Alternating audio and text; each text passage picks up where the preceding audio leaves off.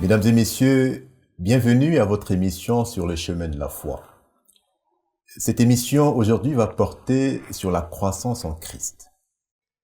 En fait, la croissance est une équation inséparable de la vie, aussi bien physique que spirituelle. La croissance physique exige une alimentation et un environnement adéquats. Mais dans cette émission, nous parlerons essentiellement de croissance spirituelle. Comment croître en Christ pour devenir des chrétiens vivants? C'est ce dont nous parlerons avec nos invités sur ce plateau. Nous avons l'immense plaisir de recevoir Madame Chantal Agnero et le pasteur Salomon Tano. Merci. Soyez les bienvenus. Merci. Et j'espère que vous êtes en parfaite forme. Par la grâce de Dieu. D'accord. Alors, donc, comme nous l'avons dit, nous allons d'abord définir ce que c'est que croître en Christ. Qu'est-ce que nous entendons par croître en Christ? Avant que vous nous répondiez, nous allons suivre la réponse de Monsieur Tout-le-Monde parce que nous lui avons posé cette question. Écoutons sa réponse. Croître en Christ, c'est pour moi le fait de grandir et se développer dans la foi. J'entends par croître en Christ, développer sa statue chrétienne. C'est-à-dire faire ce que Christ demande de faire. Alors Chantal, qu'entendons-nous par croître en Christ? Pour moi, je dirais que croître en Christ, c'est grandir, avancer dans la foi avec Christ. Mais il y a un élément tout aussi important que nous ne devons pas occulter, c'est le péché.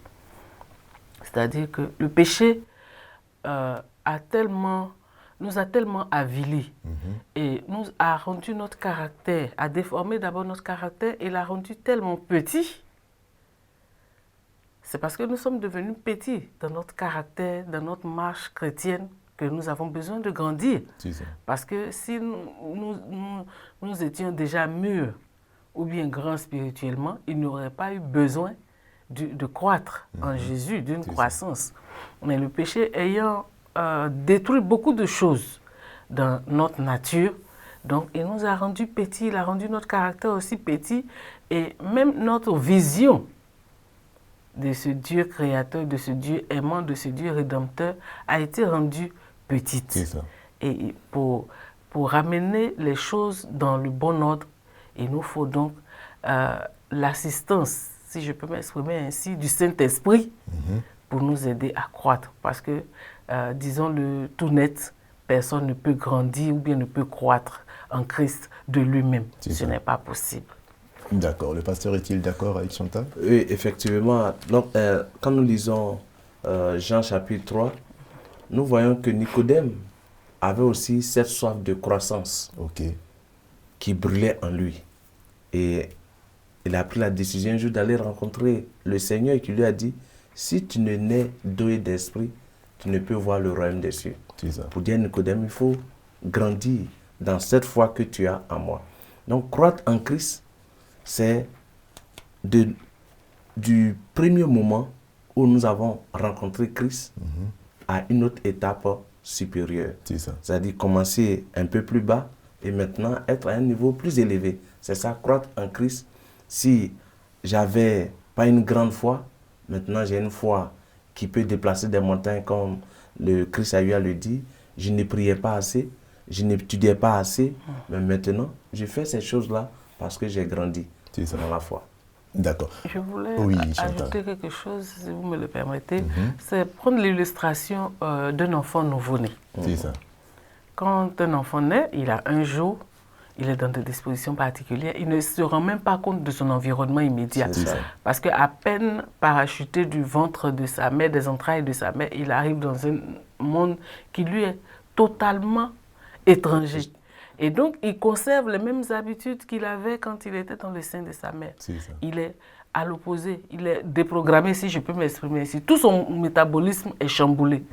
Pendant que nous sommes éveillés, il dort. Il se réveille à des heures indues, il s'en fout, il ne sait pas où il se trouve. Parce qu'il est encore petit. Venez le voir un mois, même une semaine après, déjà même sa morphologie commence à changer. la première peau commence à changer, l'enfant qui dormait tout le temps, qui était un peu amorphe, commence à ouvrir les yeux pour se rendre compte de son environnement immédiat. Il s'habitue à la voix, il s'habitue à l'odeur, il s'habitue aux cris, au bruit qui se passe dans la maison, etc. 1 mois, 2 mois, 3 mois, jusqu'à ce qu'il ait 1 an, mais il n'est plus le même. Il y a une différence totale entre le bébé, l'enfant d'un jour et puis d'1 an. Donc, cette même illustration, il en est de même pour la vie chrétienne. C'est ça. La vie chrétienne, on ne peut pas rester statique. Ou alors, c'est fini, c'est mort, c'est fini. Donc, il faut qu'il y ait évolution, comme le pasteur l'a dit. Il faut qu'on grandisse. Donc, il faut aller passer le passage d'un état. Croître en Christ, c'est le passage d'un état. D'un point A à un point B. À un point B, ou bien d'un point A à carrément un point Z. Si je peux m'exprimer ainsi, c'est un bond spectaculaire. C'est ça. Et ça, c'est vraiment la maman qui a parlé. Merci beaucoup. Alors, on dit souvent que la vie commence par la mort. Qu'est-ce que ça peut bien vouloir signifier? Effectivement, c'est la mort qui donne la vie. Regardez une graine. Tant qu'une graine ne meurt pas, elle ne peut pas germer pour donner naissance à un arbre ou à une plante. Donc, il faut mourir. C'est ça. Christ est mort pour nous donner la vie. C'est ça. Nous aussi, pour recevoir cette vie que Christ nous a donnée, il faut aussi mourir en lui pour avoir la vie. Okay. Donc, sans passer par la mort, on ne peut pas avoir de vie. Je ne dis pas qu'il faut aller se suicider, il faut aller... Non, mais c'est-à-dire, ce qui est en nous, il faut remettre tout ça en Christ pour qu'il nous transforme. C'est ce qu'on appelle le vieil homme. Notre nature pécheresse. Il faudrait qu'on remette entre les mains de Dieu pour qu'il nous transforme. C'est pourquoi Jésus a dit à Nicodème, il faut que tu naisses de nouveau. C'est-à-dire, il faut que ton être entier soit régénéré. Et comment est-ce que ça s'est passé concrètement dans la vie de Nicodème? Il faut dire, quand nous lisons, après cet entretien nocturne, on ne nous dit pas après ce que Nicodème a décidé. C'est ça. Mais sa vie a montré que Nicodème avait déjà pris position. Voilà, donc c'est ce que nous pouvons voir. Nicodème qui, au début, se cachait, parce que en se cachant pour venir voir Jésus, c'est qu'il ne voulait pas révéler aux autres qu'il avait vraiment choisi le camp de Jésus. C'est ça. Mais plus tard, il l'a fait. D'accord. Donc, quand Christ dit à travers son serviteur Paul, 2 Corinthiens 5, 17, en Christ, toutes choses sont devenues nouvelles. Les anciennes choses sont passées. Ça se révèle. Okay. Quand je crois en Christ, comme Mme Agnero Chantal a eu à le dire, quand le bébé croit, ça se sent, ça se voit. On ne peut pas dire je crois en Christ, j'ai grandi dans la foi et j'ai l'attitude du premier chrétien. Et on y reviendra tout à l'heure. Oui, Chantal voulait ajouter quelque chose? Moi, je voulais ajouter qu'il faut que nous, les chrétiens, nous, les croyants, nous ayons à l'esprit un fait important. Pour que nous arrivions à la stature de croître en Christ, notre état de pécheur et le péché qui domine sur nous et qui habite en nous a coûté beaucoup à Dieu. Comment? Ça lui a coûté. Ce n'était pas une partie de plaisir. Ça n'a pas été facile. Je ne pense pas que nous, aujourd'hui, même si on nous demandait de faire ce sacrifice-là, nous allions l'accepter de gaieté de cœur. Ça a coûté beaucoup à Dieu. Ça a coûté quoi? La vie de son fils. C'est ça. Et c'est nos péchés qui ont conduit son fils à la croix du calvaire. C'est ça. Et par le sang de Christ qui a coulé à la croix du calvaire, nous pouvons aujourd'hui nous réclamer d'être les enfants de Dieu. C'est ça. Donc, Christ est passé par un processus pour que nous puissions aujourd'hui nous revêtir de sa justice et nous réclamer ses frères et sœurs et co-héritiers avec lui du royaume qu'il nous a préparé. C'est ça. Donc, nous aussi, nous devons faire notre part. Vous savez, Dieu, il est un gentleman. Le Dieu que nous adorons, c'est un gentleman. Et il veut que nous aussi, nous développions ce trait de caractère. Dieu ne nous force pas. C'est ça. Il œuvre à travers nous par la puissance de son Saint-Esprit. Si nous laissons le Saint-Esprit nous remplir, nous posséder, nous abandonnons pleinement au Saint-Esprit. Et que nous reconnaissons que le sacrifice que Christ a fait pour nous n'est pas quelque chose de vain et de futile. Nous allons laisser le Saint-Esprit agir en nous, comme le pasteur l'a dit. Et dans Galates 2, ce n'est plus nous qui allons faire les choses, mais les choses vont découler de façon tellement naturelle. Parce que nous n'allons pas forcer. Quand le Saint-Esprit agit, c'est de façon soft. C'est ça. On ne force pas. Dieu ne force pas. Il ne force pas notre volonté. Il faut qu'il y ait un choix de notre part. De même qu'il a choisi de nous sauver, il faut que nous aussi nous fassions le choix. Parce que quand nous faisons le choix devient quelque chose de public. C'est ça. Alors, tout à l'heure, tu as parlé de la mort de Christ. Alors, que nous inspire la mort de Christ par rapport au combat, ça vous le savez, au combat que nous livrons contre les forces du mal? Oui, pasteur. Dans Éphésiens 6, quand nous lisons Éphésiens 6, versets 10 à 20, nous voyons Paul qui dit, nous n'avons pas à lutter contre la chair et le sang. C'est ça. Mais Christ, en poussant ce dernier cri, tout est accompli. Pour dire, la victoire, tout ce que l'humanité attendait a été accompli en cet instant précis, lorsqu'il a rendu l'âme. La victoire sur le péché, la victoire sur les forces du mal. Donc, revêtir Christ, c'est revêtir Christ et sa victoire. Ça. Sa victoire déjà me donne la victoire sur ces forces du mal. Ça. Je n'ai pas à avoir peur. Quand l'ennemi vient contre moi, je dois être rassuré que celui qui est avec moi est plus que lui. C'est ça. D'accord. Vous savez, la mort de Christ, pour aller dans le même sens que le pasteur, la mort de Christ, comme le pasteur l'a dit à la croix, nous donne la victoire. Christ a vaincu tout ce qui est, toutes les œuvres de l'ennemi. Il a vaincu les patrons. C'est ça. Et sa cohorte d'anges.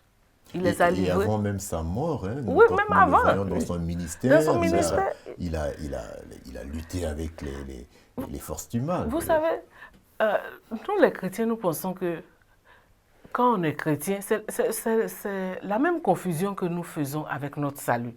On s'est dit, sauver une fois, sauver toujours. Non, ce n'est pas possible, c'est la même confusion. Christ a vaincu l'ennemi, le diable, Satan, à la croix, ainsi que sa cohorte. Mais retenons une chose, du temps de Christ, il y avait les sorciers. C'est ça. Il y avait les gens qui posaient de mauvais actes. Mais ça n'a pas empêché Christ de continuer son ministère. Il avait un mandat spécial. Il avait une mission à accomplir. Est-ce que ça avait arrêté Christ? Ça l'avait empêché de continuer son ministère? Non, pas du tout. Christ n'a pas mis de côté, il n'a pas dit non, oui, mon père, il y a des sorciers, ils vont me tuer en sorcellerie la nuit, ils vont me lancer des flèches, ou bien ils vont me tuer, ils vont bouffer ma chair, ils vont me faire ceci. Non. Pourquoi? Parce que Christ était un avec son Père. Et c'était l'Esprit Saint qui donnait les instructions, qui fortifiait le Christ. C'est ça. Donc, Christ sait qu'il ne comptait pas, puisqu'il était dans la chair humaine comme nous, il ne comptait pas sur sa propre force, mais il comptait sur la puissance de l'Esprit Saint pour l'aider à avancer. Il l'accompagnait instant après instant. Donc, si nous, Christ ayant remporté la victoire, pour nous, c'est surtout pour nous-mêmes que Christ a remporté la victoire, pour nous fortifier dans la foi. Et qu'aujourd'hui, par cette victoire-là, elle nous est impartie. Nous bénéficions des résultats de cette victoire. Pourquoi les forces du mal seront toujours là, étaient là au temps de Christ jusqu'à nos jours. Elles sont là et elles sont même très actives, je pourrais dire, pour nous éloigner. Pourquoi? Parce qu'elles savent l'issue finale. L'issue finale, c'est quoi? Christ est venu accomplir un ministère pour que nous aussi nous puissions bénéficier de la nouvelle vie dans cette nouvelle terre qui est partie pour nous préparer. C'est pour nous ravir cette bénédiction finale que les forces du mal font rage de nos jours. Mais nous n'avons pas à avoir peur. D'accord. Oui, excuse-moi, je veux dire, comme Chantal a eu à le dire, le Christ avait déjà remporté sa victoire au ciel. C'est pourquoi Satan ne s'est plus trouvé au ciel. En venant sur terre, c'était pour nous.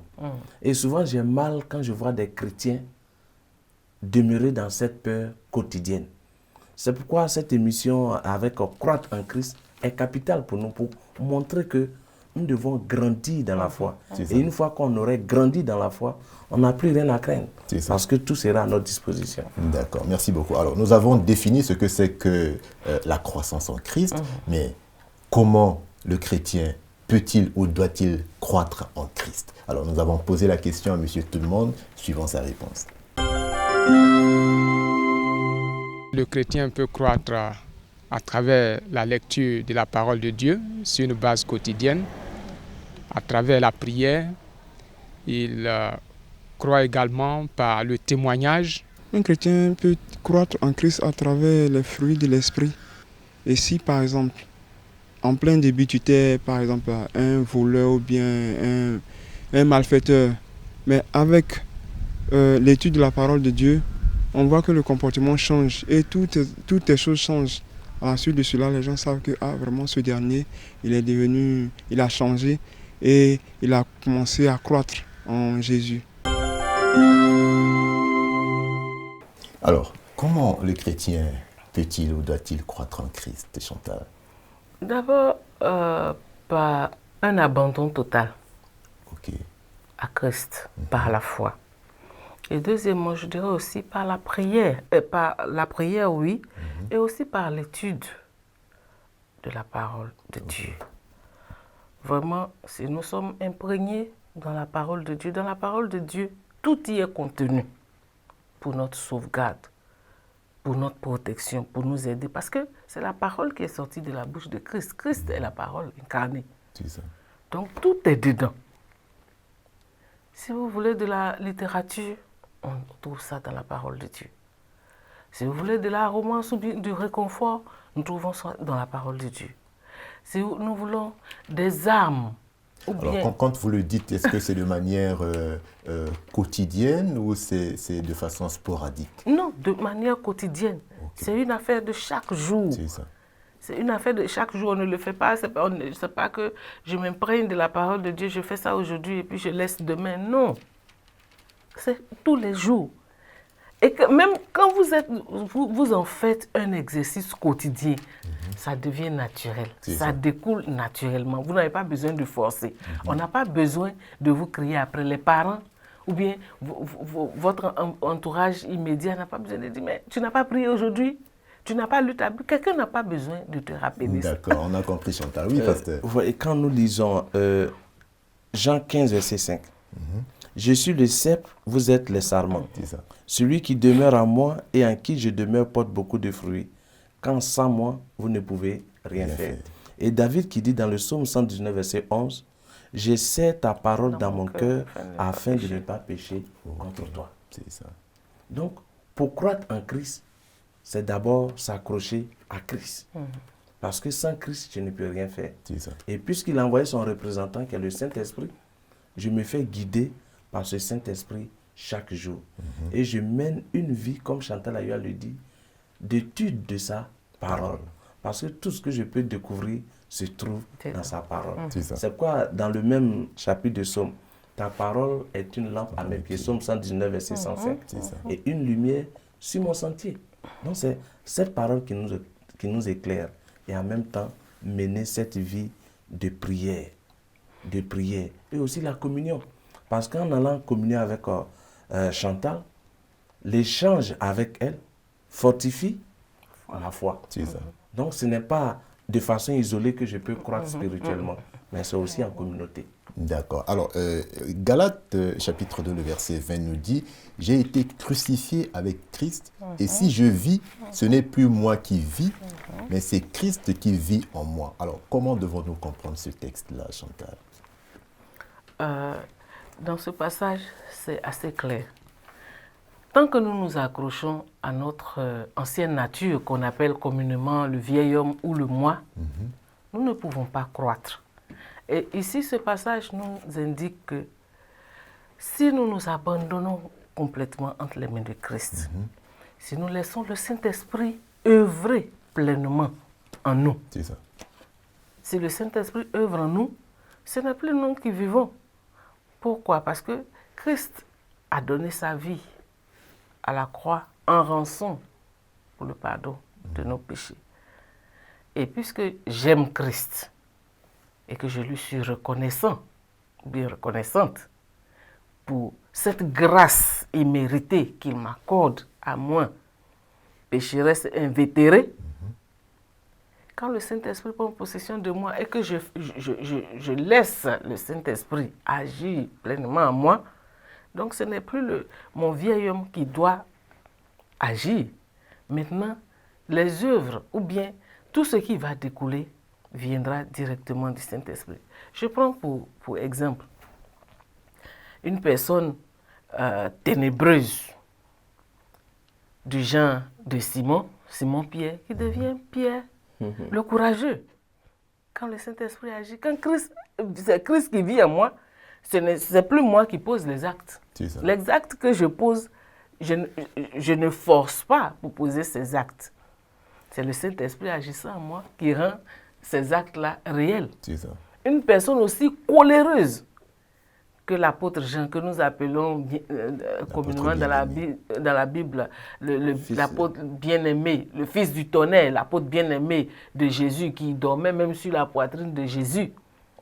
Mais lui, il invoquait le tonnerre, la foudre. Quand quelqu'un lui fait quelque chose, lui, comme on dit communément, il ne laisse pas pour lui à l'étranger. Hein? C'est du tic au tac. Mais Jean est devenu la douceur personnifiée. Thomas le sceptique. Tout ça, c'est sous l'action du Saint-Esprit. Je sais que Chantal a beaucoup d'exemples. Oui, pasteur. Oui, effectivement, c'est ce que je voulais dire. Il faut voir Pierre, qui était celui qui dit « Je serai prêt à mourir avec toi, même si les autres t'abandonnent. » Une simple femme a dit « Mais toi, tu es avec lui. » Et il a fui. Mais ce Pierre qui a grandi dans la foi doit être crucifié comme son maître. Il dit « Non, je ne mérite pas de mourir comme mon maître. Mettez, crucifiez-moi la tête en bas. » C'est la foi qui permet de faire cela. Donc, notre nature pécheresse doit mourir pour faire place à la nature de Christ en nous. C'est ce que Paul voulait nous dire dans Galates 2. Laissez Christ vivre en nous. Je ne peux pas chercher à grandir spirituellement et demeurer encore un bébé. Le bébé veut toujours vivre dans le ventre de sa mère alors qu'il est dehors. Non. C'est ça. Alors le pasteur le disait, hein, que nous constatons de nos jours que les chrétiens vivent dans la peur des sorciers. Alors, est-ce que le chrétien doit-il avoir peur du sorcier, Chantal? Non. À ma connaissance, non. Les sorciers existaient au temps de Jésus, existent maintenant et existeront toujours, tant que Christ ne sera pas là. Pourquoi? L'ennemi de nos âmes, ils sont, comme je le disais tantôt, ils sont très actifs. Ils veulent nous ravir de la main de Christ. Ils veulent nous ravir de cette grâce rédemptrice. Et si nous ne prenons pas garde et que nous écoutons tout ce qui se dit, les sorciers peuvent vous tuer, quand tu as mal quelque part, c'est un sorcier qui t'a lancé un sort, on t'a envoûté, on t'a lancé une flèche, etc. Mais écoutons. Alors donc, on retient que quand on est en Christ... Quand on est en Christ, on n'a pas besoin d'avoir peur, parce que Christ dit que ce n'est plus nous qui vivons, c'est Christ qui vit. Et rien, nous devons retenir que rien de ce qui nous arrive n'arrive tant puisque que nous sommes Dieu en ne Christ, si le sorcier vient, c'est Christ qu'il voit. Il trouve Christ Merci devant. beaucoup, Nous, on Chantal. n'a pas assez Il faut dire que c'est une autre stratégie que Satan a envoyée pour nous avoir à sa guise. C'est ça. Parce qu'en suscitant cette situation de doute sur notre identité, ça fait que nous courons partout. C'est ça. Et croyant aller vers Christ, c'est vers lui que nous partons. Et nous restons toujours avec lui. C'est ça. Mais si nous sommes convaincus de notre identité et nous faisons ce que nous avons eu à dire, étudier la parole, nous dépouiller de tout, nous abandonner entre les mains de Christ et que nous grandissons dans la foi, ces choses-là, tous ces discours que nous entendons dans certaines communautés chrétiennes par-ci, par-là, ne vont plus nous attirer. Parce que je sais que je suis déjà en Christ, ces choses ne me disent rien. Au contraire, en parlant de sorciers à gauche, à droite, c'est Satan que nous sommes en train d'exalter. Mais si nous parlons des œuvres de Christ en nous, Satan même va disparaître de notre quotidien. Merci beaucoup. Alors, nous allons voir un peu les caractéristiques de la croissance en Christ. Quelles sont ces caractéristiques-là? Alors, nous avons posé la question à Monsieur Tout-le-Monde. Voici sa réponse. Dans la vie spirituelle, il n'y a pas d'état statique. Ou on grandit, ou bien on meurt. Et c'est même une nécessité, donc, parce que nous sommes dès l'instant où nous acceptons Jésus-Christ, nous sommes engagés dans un combat avec les forces du mal. Si nous ne grandissons pas en Christ, eh bien, nous serons la proie de l'ennemi et certainement nous allons vers la mort spirituelle. C'est nécessaire de croître en Jésus. Pourquoi? Parce que ça fait partie du processus de la sanctification. Alors Chantal, quelles sont les caractéristiques de la croissance chrétienne, de la croissance en Christ? Nous avons une vie selon l'Esprit de Dieu. Nous avons une vie d'amour et d'unité, une vie d'étude de la parole de Dieu. Nous avons une vie de communion fraternelle entre les frères et sœurs. Nous avons une vie aussi qui montre les fruits que nous portons. Nous avons aussi une vie de bataille spirituelle parce que nous ne devons pas oublier que la vie chrétienne, c'est un combat. C'est ça. Et c'est un combat qui est réel et qui est dangereux parce que le péché coûte et le péché a coûté beaucoup à Dieu pour que nous ayons la vie éternelle. Donc c'est entre autres ces caractéristiques. D'accord, le pasteur, quelque chose? Bon, je pense qu'on a déjà tout expliqué, Chantal a déjà tout dit, je ne vais pas revenir là-dessus. C'est une vie qui est reconnue par ses fruits. Et c'est ce que nous avons dans Galates chapitre 5, à partir du verset 17 jusqu'à 24. Le fruit de l'esprit, c'est l'amour, la joie, la paix, la bénédiction. Donc je pense que quand on grandit en Christ, on reflète ce que Galates mentionne. D'accord. Alors, pour terminer, qu'est-ce que nous retenons fondamentalement de notre discussion d'aujourd'hui? Je vais laisser le pasteur. Il faut dire que ce que nous devons retenir, il est important pour les chrétiens que nous sommes, que nous grandissions dans la foi. C'est ça. Parce que grandir dans la foi détermine notre destinée. Parce que aujourd'hui, la Bible nous dit que seuls les violents hériteront la vie éternelle. Et quand j'ai grandi dans la foi, je ne me comporte plus comme mes premiers jours dans le christianisme. C'est ça. Et aussi, quand j'ai grandi dans la foi, ça me permet de ne plus marcher comme un chrétien qui a la peur au ventre. C'est ça. Parce qu'autour de lui, il y a toutes sortes d'ennemis. Donc il est important de grandir dans la foi et de croître en Christ. C'est-à-dire laisser Christ nous diriger, nous envelopper pour que le monde voit que nous sommes une personne différente. C'est ça. Nous avons besoin de grandir dans la foi aussi, surtout parce que nous sommes dans ce monde, mais Christ nous l'a dit, nous ne faisons pas partie de ce monde. C'est ça. Notre lieu d'habitation terrestre, c'est la terre ici. C'est ça. Mais si nous ne grandissons pas, nous n'aurons pas part à cette nouvelle terre et cette nouvelle maison que Christ est en train de nous préparer. C'est ça. Nous allons rater le coach. C'est ça. Alors donc ce sera le mot de la fin. Merci encore d'avoir accepté notre invitation. Mesdames et messieurs, sachez que sa mort sur la croix a triomphé des forces du mal. Jésus a maîtrisé les esprits démoniaques pendant son ministère terrestre.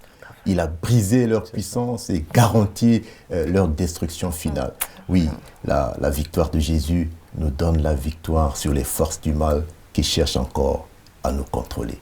N'ayons pas peur, car en Christ, nous sommes plus que vainqueurs. Merci de nous avoir suivis chez vous. Au revoir et à bientôt.